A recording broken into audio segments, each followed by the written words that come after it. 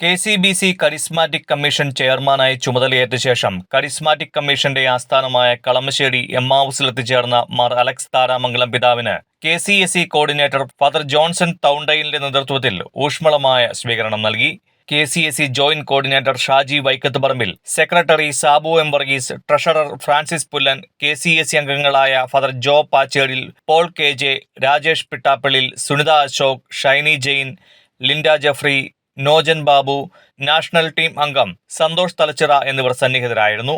അഭിമന്യ പിതാവ് തുടർന്ന് സന്ദേശം നൽകുകയും KCSEയോടൊപ്പം ചർച്ചകളിൽ പങ്കുചേരുകയും ചെയ്തു. കരിസ്മാറ്റിക് നവീകരണത്തിലൂടെ കഴിഞ്ഞ 50 വർഷങ്ങൾ പിന്നിടുന്ന കേരള സഭ അതിർത്തികൾക്കതീതമായി വളരെയേറെ ആത്മീയ അനുഭവങ്ങളിലേക്ക് വളർന്നുവെന്ന് ഞാൻ പൂർണ്ണമായും വിശ്വസിക്കുന്ന ഒരാളാണ്. ജനങ്ങൾക്ക് ജീവിക്കുന്ന ഒരു ദൈവമുണ്ട് എന്നും ബുദ്ധിതനായ ഈശോ സമീപസ്ഥനാണെന്നും അവിടുത്തെ ആത്മാവിൻ്റെ വരദാന ഫലങ്ങളിൽ യാഥാർത്ഥ്യങ്ങളാണെന്നും ബോധ്യം നൽകിയ ഏക സംവിധാനമായി ഈ നവീകരണ മുന്നേറ്റത്തെ കാണുകയാണ്. മെയ് 1, 2, 3 തീയതികളിൽ നവീകരണത്തിൻ്റെ ജൂബിലി ആഘോഷങ്ങൾ വളരെ ഭംഗിയായി സാഘോഷം കൊണ്ടാടാനായി പ്ലാനിട്ടിരിക്കുകയാണല്ലോ.